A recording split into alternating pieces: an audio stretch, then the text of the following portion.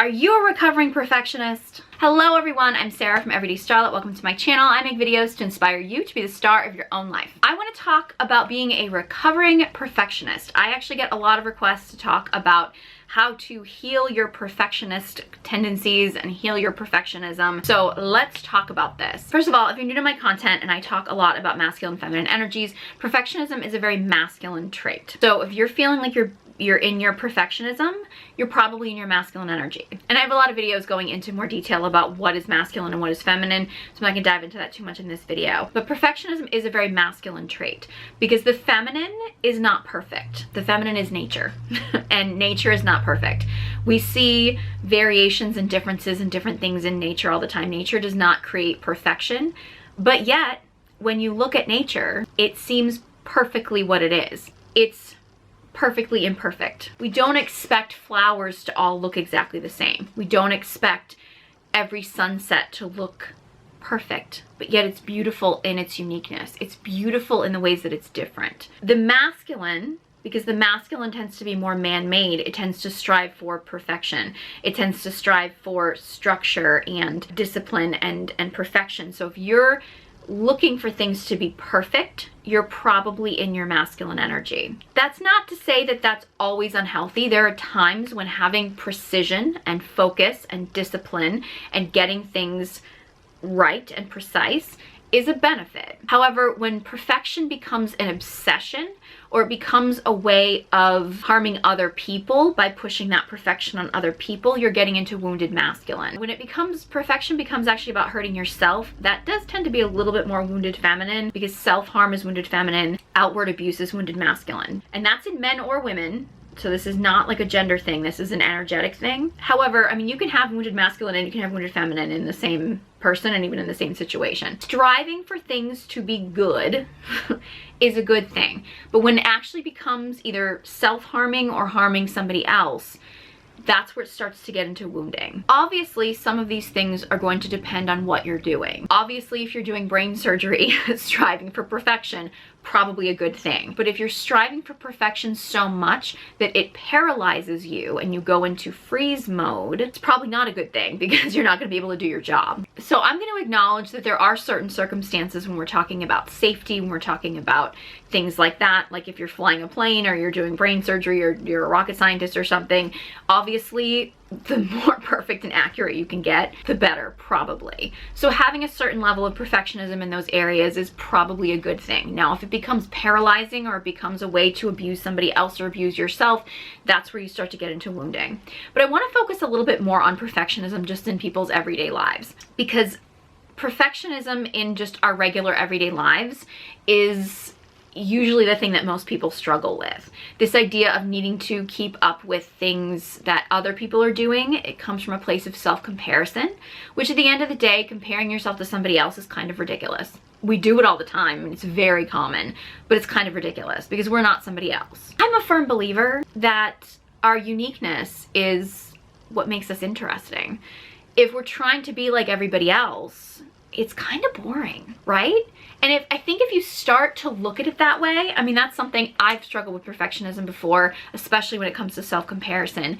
And I started to realize that actually kind of made me pretty boring, because I wasn't embracing the thing that made me different than other people. I was just trying to be somebody else. And when you're trying to be somebody else, it's kind of boring, because that means that there's one less you, and you're here to be unique. You're not here to be like everybody else. And I mean, I think that a lot of that's rooted in consumerism. You know, everybody trying to fight for the same things. I mean, I think you see it a lot on like house hunter shows or those kind of like real estate kind of shows, where it's just like everybody will show up and like they all want the same thing. They all say the same things. They all want the same thing in a house. And at a certain point, like I used to watch those shows and I used to want to shake people and be like, why do you want a granite countertop though? Like, why? Like, is there, like, if you do want a granite countertop, by all means, that's fine. But like, why do you want one? And do you know why you want one? Is it just because everybody else has one? Or is it because you actually like the look of them, or because you actually think that they're practical? Why do you want that? And I think asking yourself those questions of like, why do I want this? Do I want this because everybody else has it? And then asking yourself, like, why do I want to be like everybody else? Those things are really good to ask yourself. And I think that they can really help because being aware of this comparison, which is rooted in perfectionism, I mean, they're very similar, this kind of comparison of trying to be perfectly like everybody else, or that somebody has created this idea of perfect and you're trying to achieve that. To being aware of it is the first step. So asking yourself, like, why do I want this? Do I just want it because this person has it? Or do I actually like this? It can actually be very freeing because you also get to really figure out where your priorities actually are, where your taste is, where your uniqueness is, how you can be different than somebody else. You know, are you somebody who sees something somebody else has and says, I want to be just like that? Or do you actually want to find your own unique style, your own unique way of living, and embracing that aspect of you and seeing the parts of you that are unique and different? Because perfectionism doesn't align with people being unique, with people being different, because, well, let's face it, perfectionism really is about striving for something that somebody has created and told us is perfect. I have a video I recently talked about fake beauty versus natural beauty, and in reality, I mean, we're talking about women's beauty standards. This happens in men's beauty standards, but I think it's a little bit more dramatic because we're further along in manipulating women's beauty standards. I think we're in a newer phase of manipulating men's beauty standards. I'm not saying that it doesn't exist, but it's newer. So men are being held to higher and higher beauty standards now than they ever have been, but it's still newer, whereas women, it's so far gone. This idea of creating the perfect image. I mean, women and body image and stuff when it comes to perfection, I mean, that it's the basis of most eating disorders, right? I mean, eating disorders oftentimes are a sense of control, but they're also a sense of how do I perfect, whether it be a look or how do I perfect how I do this? How do I eat the perfect number of calories? How do I have the perfect meal plan? How do I execute the perfect exercises? How do I get the perfect butt? How do I get the perfect abs? How do I get the perfect weight or get to the perfect image or the perfect visual presentation? And it can also dive into getting really invasive surgeries. How do I get this perfection? I've said this in videos so many times before, but I look at some of the women in Hollywood, I'm like, they all have the same nose. Like, they all have the same nose. It's weird. Like, it's getting weird that everybody is having the same cookie cutter look. And it actually trains people to start to see their own uniqueness as being like weird or ugly or wrong, when it's not. That's actually what makes you beautiful. That's what makes you you. It's what makes you unique. But we create this image that everybody needs to look a certain way, which is really this made up idea of perfection. We've just convinced everybody that that's what perfect is, and that's what we strive for. It also keeps us distracted. It keeps us from focusing on our own lives, on our own things, on things that we want to do, things that we want to bring to the world. It keeps us distracted so that we don't pay attention to how people are manipulating us, to how industries are trying to take our money and to manipulate us, and that's a whole rabbit hole we can go down probably for another day. In fact, and I would say this for anybody, but particularly for women, rejecting the idea of striving for perfection, particularly in physical appearance, but I would say in anything, is actually an act of rebellion. It's pretty rebellious to say, I'm not going to strive to be perfect. I'm going to embrace who I am and my uniqueness. It's an act of rebellion because it's not what society wants us to do. Society wants us to be striving for perfection because it keeps us distracted. When we're distracted, we're weaker, we're easier to manipulate. So that striving for perfection is actually a way of keeping us suppressed, of keeping us in line, of keeping us motivated to conform. Perfectionism is also a way of suppressing our creativity. Our creativity and our unique creativity is incredibly powerful. I mean, most of the things in the world that exist because somebody tapped into their creativity and thought of an idea. Our creative energy is so powerful, but it can also be really scary for people that want to control us, industries, government, things like that. When people have creative energy, they come up with new ideas. They become more powerful. When you actually create something and put it out into the world that is your unique idea that you have created that looks the way that you want it to look, it's a pretty rebellious act in our society.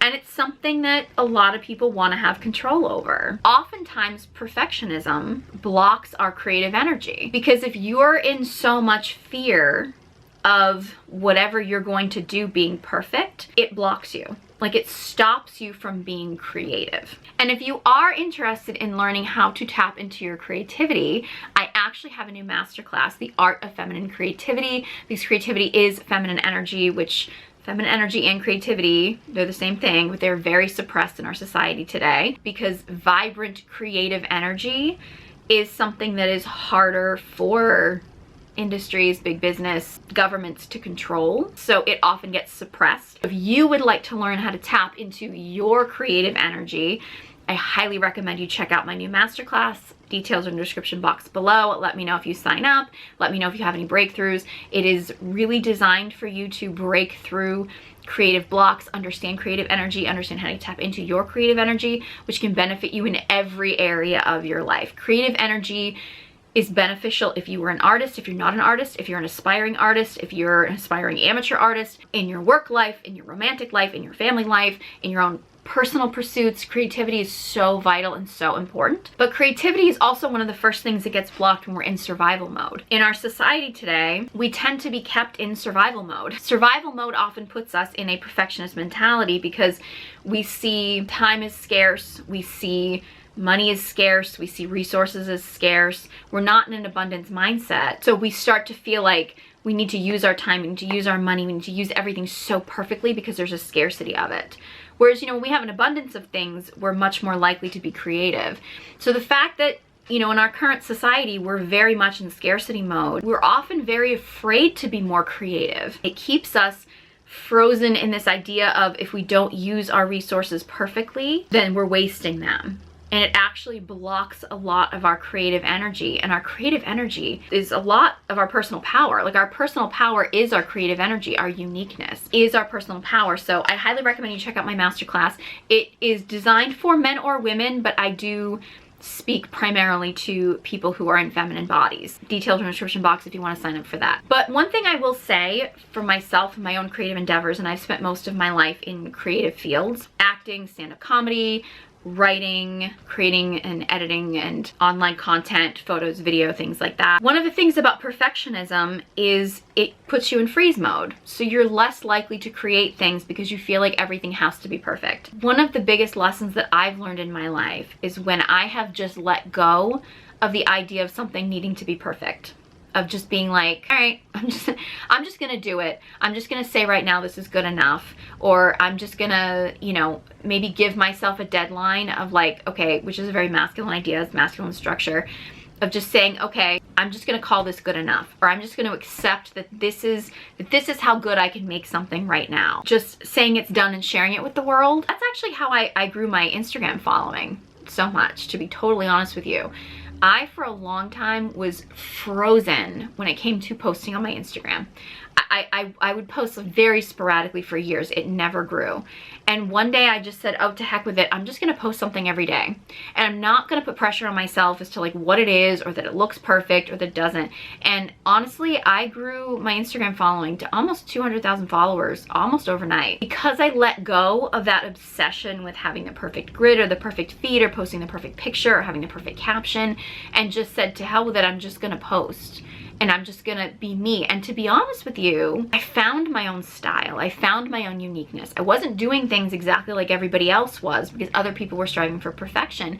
And a lot of people told me they connected with me because of that. Because oftentimes it's your imperfections that become your strength. It's your imperfections and being willing to share the things about yourself that are unique, that are individual, that are maybe imperfect, that might be considered flawed by other people in society. Those are the things that actually tend to make you more relatable. They make you stronger as a person. Those things are beautiful. And I think honoring those things can actually be your strength. Sometimes the things that we perceive as weakness are the things that we can spend a little bit more time on, and we may actually even find them to be our strengths. Be overcoming that hurdle. I used to tell people all the time when I taught a stand-up comedy class for a little while, and even when I would go to open mics or I'd meet people that wanted to try stand-up comedy and they would ask me for advice, I would tell people all the time to go to an open mic, like go to a stand-up comedy open mic, just sit in the audience and just watch, like, and like a real like open mic, like not like one that's just an audition show at a comedy club, but just like a bar show comedy open mic, and just watch. And you'll realize that like most people are just figuring stuff out. Most people are not Dave Chappelle or Chris Rock on stage and doing a perfectly curated comedy set. Like, most people are not brilliant when they're starting out. Like, you gotta start somewhere. It's actually, it's a benefit to not be great when you're starting out. In the beginning, when you're first starting out, you're probably gonna be bad. I mean, you may not be bad, but you're not gonna be as great as you're going to be once you work at something, once you learn a skill, once you get better at something. It's okay to be bad in the beginning. Like, it's okay to not be great in the beginning. Most people are not. Like, most people are not great the first time they go up on stage. Most people are not great the first time they make a painting. I mean, are there a few people that are just sort of like geniuses and savants at things? Yeah, but that's rare. It's not that common, and you don't have to be. In fact, I've actually known a lot of people who were incredibly gifted when they started out doing something in different fields, and they just kind of fell off the wagon because they just didn't have the passion, or they didn't have it in them, or they got involved with drugs and alcohol or things like that, and they ended up not doing very well. So natural skill and ability can be great, but it's definitely not the here-all end-all. Being okay with failing early on is actually great, because early on in the very beginning, fewer people are watching you. Whereas once you start getting better, you start getting noticed, you start getting seen, you get a lot more opinions that come in, and those opinions can actually really get in your head. So it's actually really good in the beginning to kind of make your mistakes in the beginning when fewer people are watching you, and just accept the fact that you're probably not as good when you first start out as you're going to be later on. I've started writing poetry, and I've shared some of it on YouTube and on my social media and stuff, and when I kind of started dabbling in it, like, I was like, oh, this stuff is great. Like, I just felt really good about it. And I go back and read some of the things that I wrote, and I'm like, you know, I'm much better at writing stuff now than I was back then. And I'm more comfortable with sharing it now because I'm feeling a little bit more confident in it. But I'm sure that, you know, if I keep writing and I keep doing it, I'm probably going to be a lot better. I accept the fact that I'm probably not as good at it now as I probably will be if I keep working at it. And accepting that, you know, you don't have to be great at something the first time you do it. You don't have to be wonderful at something when you first start out. I mean, obviously, if you're doing brain surgery, you probably want to be good at it the first time you do it. But again, you have to learn the steps. You have to learn the things before they just like give you a brain and tell you to perform surgery on it, right? You have to learn the process. It's a learning process. And everybody has to start somewhere. So accepting the fact that you're probably not going to be perfect the first time around. And also, oftentimes, it's the imperfections that actually end up making you memorable, that make you different. Actually, I just rewatched one of my favorite movies, Walk the Line, which is about the life of Johnny Cash. People are like, how did you create your sound? And he's like, well, we'd play faster if we could. So that's why he plays slow. You know, he wore black because that was the only color that every guy in the band had. So that's why they started wearing black. And, you know, at one point, June Carter makes a comment about like, you know, you should really start taking credit for stuff, because he was kind of just saying like, well, we'd be better if we could be, or we'd do something different if we could, but this is just all, and it's like, he like created his own sound, he created his own look and image because, well, that's the best he could do. And sometimes doing the best that you can may not be perfect, but it might be unique enough to be memorable, to be noticeable. Sometimes those things actually become the things that you're known for. When I first started doing stand-up comedy, I had stage experience, but I didn't have any writing experience at all. I actually did not even do that well in English class in school. Like, I was not considered a writer by any means. And I started doing stand-up, and I ended up getting known more for my writing than I even did my stage performance. And I ended up becoming a published writer. I had people that paid me for jokes that I'd written and things like that. And, you know, some of the things that you go into it thinking like, well, I don't know what I can do, but you start working at it and you just get better at it. And I think that can really help you with your perfectionism, is understanding that you don't have to be perfect when you start doing something. Most people really don't expect you to be perfect. And if anyone does expect you to be perfect when you're doing something the first time, they're not somebody whose opinion that you want in your life, because they obviously don't know what it's like to try something new and to do something different. Because anybody who has ever tried to learn a new skill or tried to do something know that when you start out, there's a learning curve. Like, you need time to learn and time to grow, to find your own unique style. I hope that this was helpful for you. I know there's a lot of people that struggle with perfectionism. Obviously, comparing yourself to other people is a struggle for most of us, especially in the world of social media, but understanding and really being aware of that, and also like noticing, okay, am I doing this or wanting this or desiring to do things this way because I really want to, or because I'm trying to compete with somebody else? Like, being aware of that can be the first step. If you find yourself comparing yourself to somebody too much, maybe you just like unfollow them or mute them or something on social media, or maybe even take some time away from social media for a little while and just stop the self-comparison can really help. Understanding that your uniqueness is actually your strength. And it's such a strength and such a power that most people don't really want you to have it, and it's actually an act of rebellion to embrace that about yourself. It can be very empowering. It can be very freeing. Understanding that creativity and your creativity is powerful. It is beautiful. It is a wonderful thing for you to experience, and your perfectionism is likely going to block that. And also realizing that no matter what you do, you have to learn. Like, you have to start somewhere and you have to learn, and don't expect to be the greatest person in the world at something, because I guarantee you, wherever you start out, wherever it is, you may start out wonderful, but the more you do things and the more that you learn, the more that you explore, the more that you play, the more that you learn a skill, and you're gonna get greater. Like, you're always gonna improve, and you're always gonna shift, and you're always gonna change. And anyone who expects you to be perfect at something like day one is not somebody that you need to bother with in your life, because they obviously don't know what it's like to actually be a creative person and to bring unique creativity into the world. So I really hope that this video was helpful. I know I get a lot of people that ask about struggling with perfectionism. If you are a woman who's struggling with perfectionism, which is very common nowadays, I highly recommend you work on connecting with your feminine energy. I have a lot of videos talking about connecting with your feminine energy. Connecting with your feminine energy is really helpful for healing your perfectionism. If you want to connect to your creative energy, I highly recommend you check out my masterclass, The Art of Feminine Creativity. Also, if you want to work on your acts of rebellion, then connecting to your dark feminine energy is actually a great way to do that. Check out my guided journal, the Dark Feminine Energy Guided Journal, that will help you to journal through and work through and help you to embody your dark feminine energy. So my masterclass and the guided journal will be in the description box below for you to check out. Let me know if you do check them out. Let me know if you have any breakthroughs. I want to hear about them. If you have any other topics that you would like me to discuss, or any other things you'd like to comment about perfectionism and things like that, then let me know. Leave a comment in the comment section below. I'd love to hear from you, and I also love your video suggestions. This was a very highly requested video suggestion. If you enjoyed this video and found it helpful, please give it a big thumbs up, and be sure you subscribe to my channel. Again, all my links will be in the description box below, along with links to all my social media accounts. Thank you so much for watching, and I hope you join me next time.